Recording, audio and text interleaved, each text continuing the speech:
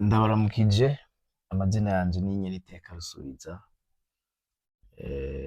benshi bakaba banzi mu muziki nk'umuririmvyi, ariko sinkora ibintu nk'umuririmvyi gusa, mfise n'ibindi nkora ku ruhande. Iyi mboneshakure muriko murankurikiranako yitwa Akitara. Imbere ya vyose nashaka nsigure impamvu ya Akitara. Akitara ni ukuvuga iki? Kubera iki iyi mboneshakure nahisemo kuyitwa Akitara? Mu bisanzwe Akitara ni amajambo abiri, ni aka itara. Umuntu arashobora kuvuga ati kubera iki aka itara, kubera iki utavuze ati atsitara? Akitara bisigura ngo aka wewe nyene ubwiwawe, ukayangane nk'itara, umurike, umurikire abandi, ubanze wake wewe ubwiwawe, wimurikire, ubone inzira, uve mu mwijima, hanyuma ubone kumurikira abandi. Niyo nsiguro ya Akitara. Murumva rero yuko ni ikaze ku bantu bose, kuko sinibaza yuko hariho umuntu n'umwe atifuza yuko itara ryiwe ryaka kugira ngo abone inzira ave mu mwijima. Hanyuma uko itara ryiwe ryaka niko agenda amurikira abandi, kuko nk'uko mubizi mu gitabo ca Bibiliya baratubwira ngo ntawokwatsa itara ngo arishireko ikintu gifuka. Umuco rero ntushobora kuwuzibira. Iyo umuco watse, wakira abandi, ukakira abantu benshi. Rero intumbero y'iyi mboneshakure ariyo Akitara, ni ukugira ngo duhanahane ubumenyi butuma umuco waka mu mitima yacu, mu vyiyumviro vyacu, mu buzima bwacu, hanyuma tukabona kumurikira abandi. Rero umuco ndawugereranya n'iki? Ndawugereranya n'amakuru umuntu yumva, amakuru umuntu abona, ivyo umuntu agaburira ubwenge bwiwiwe, kuko iyo umuntu ari mu mwijima aba ari mu kutamenya. Nsubire nitize ca gitabo ceranda c'abakristu, aho Yezu canke Yesu bivanye nuko umwita, hari n'abamwitwa Yashua, umwe wese uko amwitwa nta kibazo, gikuru nuko dufata inyigisho ziwe tukazishira mu ngiro kugira ngo ubuzima bwacu buhinduke. Wenyene yaravuze ati abantu banje bishwe n'iki? No kutamenya. Ntiyavuze ngo abantu banje bishwe n'ingwara, ntiyavuze ngo abantu banje bishwe n'ubukene, ntiyavuze ngo abantu banje bishwe n'agahinda. Yavuze yuko abantu biwe bishwe no kutamenya. Rero mfata yuko amakuru niyo azana umuco mu buzima bw'umuntu, kugira ngo ave mu kutamenya, ave mu mwijima. Kuko ubuzima iyo butagira intumbero, iyo butagira ububonekerwa, iyo butagira amakuru meza, bituma umuntu abaho ubuzima butaryoshe. Jewe ndi mu bantu bemera yuko umuntu ashobora kubaho atagwara, umuntu ashobora kubaho adakenye, umuntu ashobora kubaho afise umunezero wuzuye mu buzima, umuntu ashobora gushika ku kintu cose yumva yuko umutima wiwe unyotewe, kiretse ikibi. N'ikibi ariko n'abanyotewe ikibi baragishikako. Rero vyotangaza ingene abanyotewe ivyiza aribo batobishikako. Ni ukubera yuko kumbure bataronka amakuru mazima, amakuru y'umuco, amakuru atuma itara ryabo ryaka. Kuko mu vyo nemera jewe, sinemera yuko hariho umuntu yaje ngaha kw'ino si adafise icaje kwimarira ubwiwiwe n'icaje kumarira abandi. Nemera neza yuko umuntu wese arafise itara muri we ritegerezwa gukayangana. Ariko bipfira hehe? Bipfira ku makuru yumva aronka kuva akiri umwana, mbere gushika kure kuva akiri mu nda kwa nyina. Ayo makuru nayahe?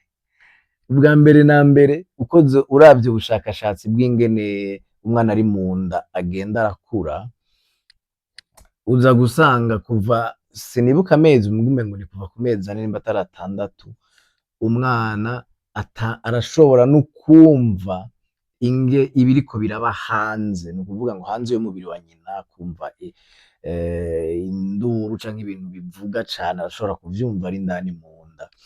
Rero umwana ari mu nda afungura ivyo nyina afungura, umwana yumva ivyo nyina yumva, amakuru yose nyina wiwe afise umwana aba ayafise, amakuru ya se umwana aba ayafise, kuko umwana n'urubuto rwa se rukurira ruhura n'urubuto rwa nyina hanyuma bikarema ubwo buzima.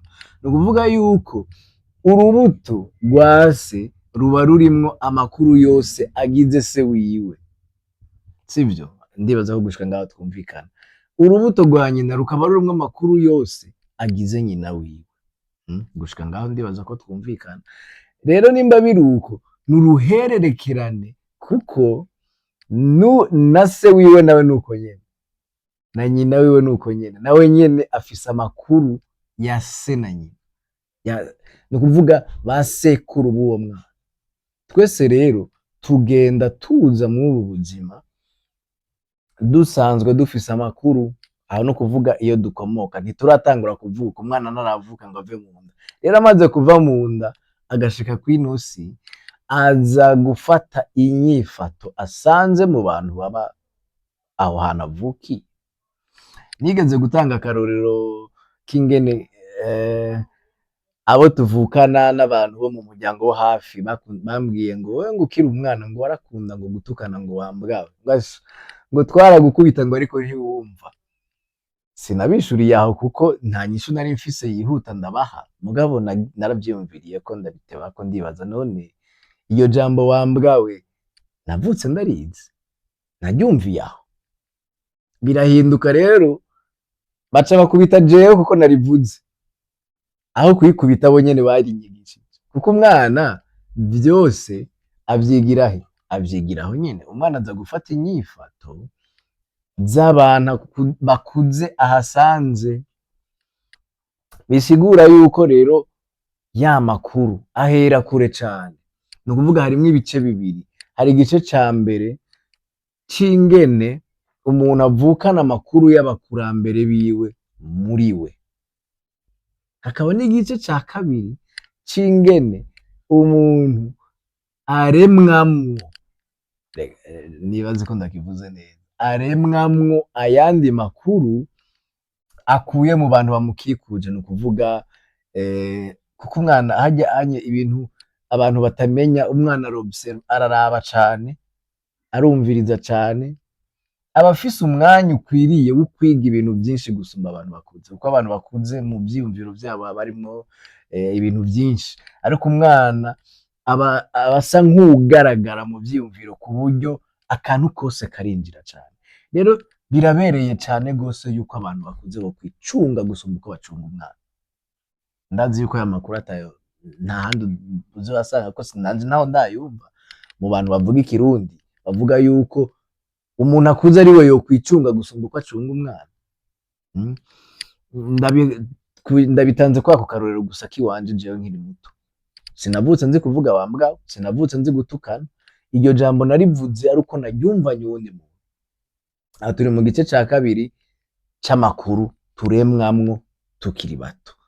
Tuzogera naho tuvuga ku gice ca mbere c'amakuru tuvukana, kuko hariho amakuru tuvukana.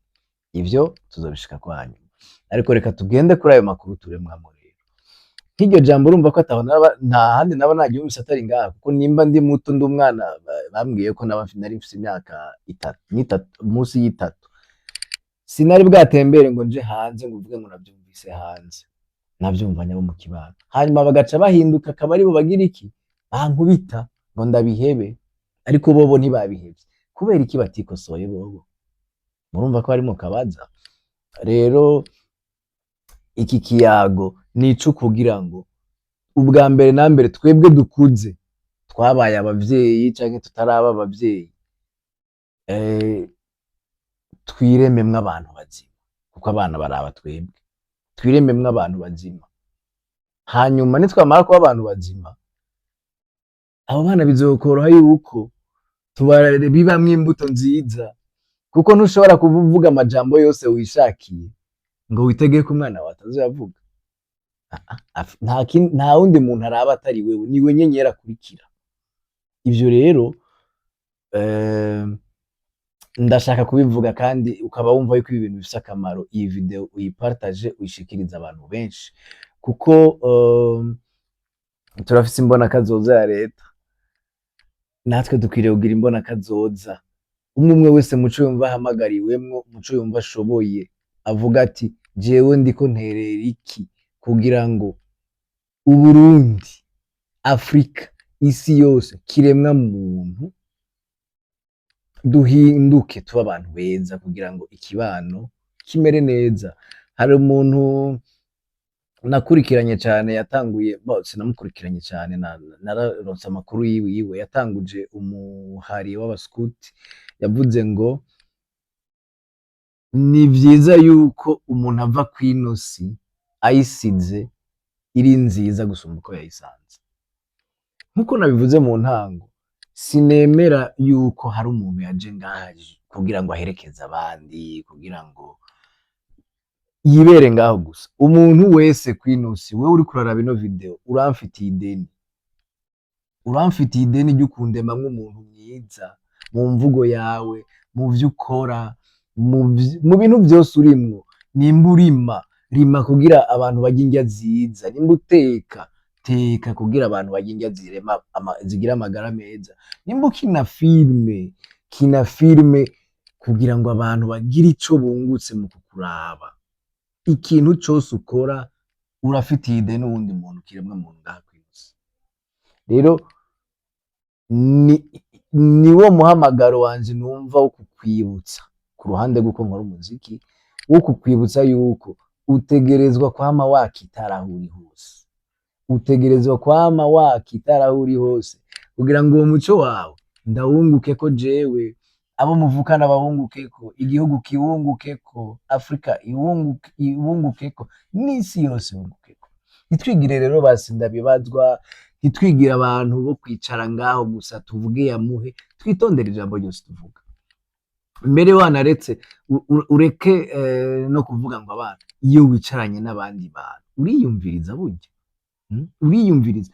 Mbere wibuke yuko imbere yuko uwundi muntu akumva, niwe muntu wa mbere yumva amajambo yawe. Wibwira iki buri munsi? Nikihe kintu ugaburira ubwenge bwiwawe? Kurya tugaburira umubiri n'ubwenge burarya.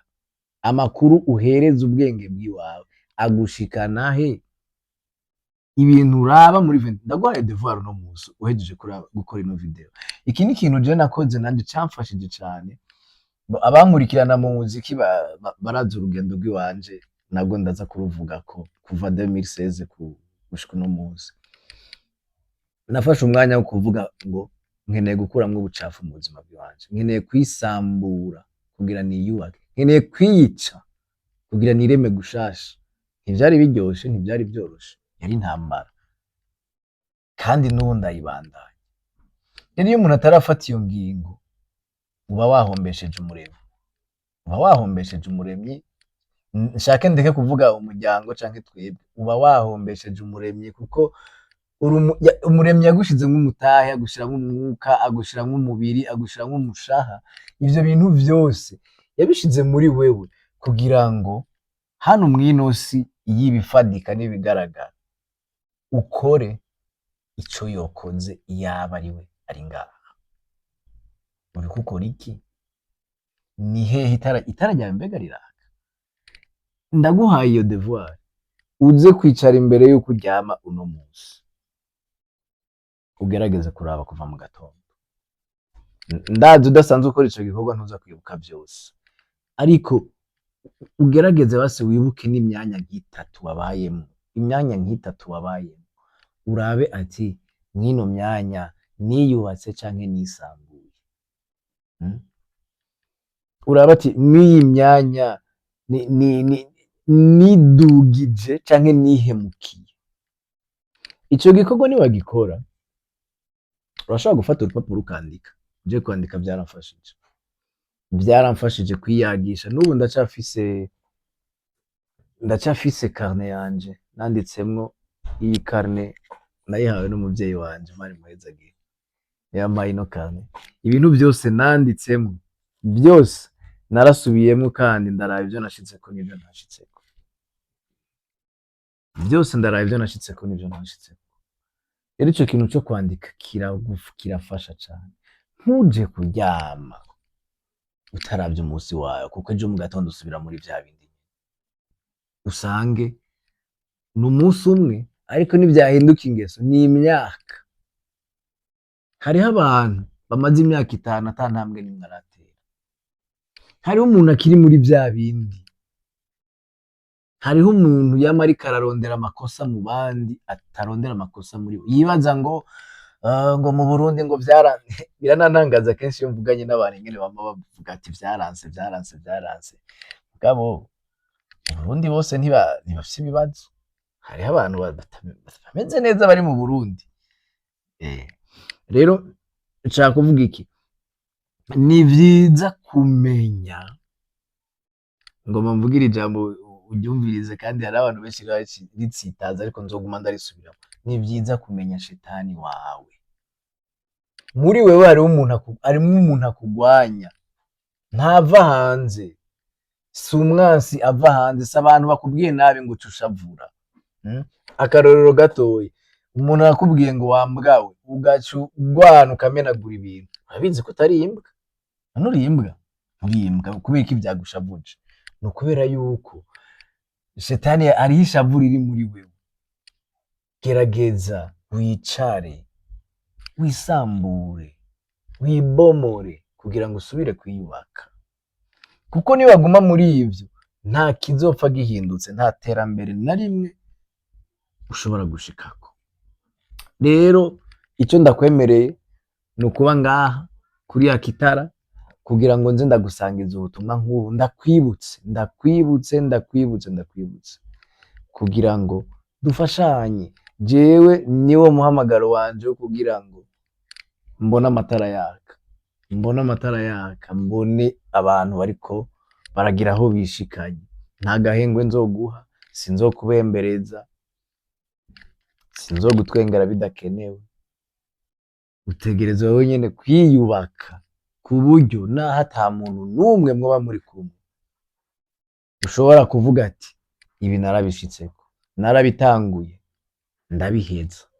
Nakubwiye mw'iyi carnet yanje nanditsemwo, nibaza ko natanguye kuyandikamwo natanguye kuyandikamwo peut-être muri 2023. Ubwa mbere nanditse mw'ino kaye hari tariki zingahe gabasha? Hari itariki 29 z'ukwezi k'umunani 2023. Ibintu nanditse byose cangyoheye nuko narabikoze uwo munsi. Narandika mu gatondo mvyutse ivyo ntegereza gukora, nkagwana. Ntugire ngo vyaranyorohera, kuko naba nsanzwe mfise ibindi bintu nubatse imyaka myinshi. Ikintu gitwengeje, ico gihe wanashaka nari nkinywa itabi, nari nkinywa urumogi, nari nkinywa inzoga, nari mfise ibintu vyinshi bimfasha kwikwepa, kuko biriya bintu byose vyinshi biba bishaka ko twibagiza ico umutima utubwire, ico umutima utwagiriza. Rero napfa kugira ngo ndafashe ingingo y'ikintu ngomba nkore, ubwo nyene haba hariho umuntu adodoye ati muri bamwe dusangira vya bindi, aje kumpropose ikintu kimwe muri ivyo. Imisi yose uzofata ingingo, ubwo nyene hazoca habaho ikintu kiza kukugerageza. Ivyo ze wamubizi. Igihe cose ufashe ingingo habaho ikintu kiza kukugerageza, ariko ico kintu kiza kukugerageza ni umuryango ugushikana ahandi hantu. Rero ntiwanke ibikugerageza, bicemwo. Uno munsi unanigwe, uvyemere ko wananiwe, ntiwikwepe, ntiwihishe. Andika ati nananiwe ibi n'ibi. Je niko nagiye ndabikora. Naba navyutse mfise intumbero y'ibintu nshikako, ngeze kuryama nkandika ivyo nashitseko, nkandika n'ivyananiye, kandi vyarambabaza kuba nabinaniwe. Hari n'igihe naca nsubira inyuma nk'indwi yose mu gufata ingingo, ariko haba hariho kimwe nagumyeko. Raba ikintu kimwe ugumako, kimwe canke bibiri. Kimwe narakigumako pe, narakigumako. Ico kimwe ni nk'umugozi ugumufasha kuduga. Gusubira inyuma ni bisanzwe. Ikigusubiza inyuma ni iki? ni kamere wubatse kera zitarakuvamwo. Rero izo kamere ntushobora kuzihindura umunsi umwe, ntugerageze no kurwana nazo. Wewe raba intambwe utera buri munsi, buri munsi, buri munsi. Izo ntambwe uzirabe, urabe n'ivyakunaniye, ubisurinye, ubisurinye, ubisurinye. Ndakubwije ukuri, iki kintu niwagikora amezi 6, wewe nyene uzogaruka ngaha utubwire, nimba uzotubwira muri commentaire, nimba uzonyandikira email canke inbox, uzombarira ati vya bintu nasanze ngeze kuri ibi, nasanze hari intambwe izi n'izi n'izi nateye, hari ivyananiye. Ico nzi coco niwabigira buri munsi, ntibishoboka yuko utagira aho ugeze. Niwabikora buri munsi, ntibizokunda yuko hataba impinduka mu buzima, ariko wikurikirane. Iki kintu ndashaka kugihagararako cane. Nakubwiye ko ntazokubembereza mu majambo, nta muntu n'umwe akujejwe, nta n'umwe akujejwe. Nyemerera ndagusambure, nta n'umwe akujejwe. Upfuye tukwibagira inyuma y'imisi 3, ubuzima burabandanya. Power off. Nakubwiye ko aha anye kuri Akitara ni kwa muganga, nta vyo kubemberezanya, haza abantu biteguye gukira. Uhomvye nta n'umwe bibabaza, na papa wawe na mama wawe nyibaza ko atari wewe mwana wenyene bafise. Naho bari wewe wenyene, haragera igihe bakavuga ati nta kundi. Rero ivy'iwawe biraba wewe, biraba wewe. Ibigumbagumba vyawe biraba wewe, ivyiyumviro vyawe biraba wewe, umubiri wawe uraba wewe, ivyo ushira mu mubiri biraba wewe. Wowe ubabaye nta wundi muntu n'umwe aba ababaye. Hari ukuntu abantu bamwe bamwe iyo bababaye bagerageza gutransmeta uwo mubabaro uwundi muntu. Uwo mubabaro si uwo wundi muntu yawuremye. Icambere na mbere honyene novuga ngo ivyo ni sekibi, ariko agutwara kuza kwandukiza uwundi muntu. Kubera iki? Hari ibintu byinshi bishobora kugufasha. Ibi ndiko ndavuga kuri Akitara biragufasha. Ndazi yuko sijeje nyene ndabivuga kuri YouTube, hari amakuru menshi ashobora kugufasha kwiyubaka. Mugabo si urondera. Ugaburira ubwenge bwawe ibintu ataco bikumarira. None ushaka bigende gute? Nta muntu n'umwe akujejwe. Rero mugenzi, ntuzuvuge ngo nta makuru wumvise. Nimba waba wumva Ikirundi, hera uno munsi ubanze wibagira abandi bantu, ibagira abagenzi, ibagira umuryango, bareke. Kuko niwaba umuntu mwiza, ni rya tara ryawe ryatsi rizobamurikira nabo. Ntugerageze guhindura abandi wewe nawe atatara ryawe riraka, kuko itara ryatse biba bikwiye, itara ryatse biba bikwiye. Ntugerageze guhindura abandi itara ryawe ritaraka. Iki kiyago turiko kizobandanya. Nimba ari rya mbere ubonye Akitara, urashobora gufyonda kuri follow, udukurikirane, ugire j'aime, ugire na partage nimba wumva ibi bintu bigufasha. Amazina yanje ni Nyeniteka Rusubiza, tuzobandanya tuyaga kuri ibi. Minota ingahe?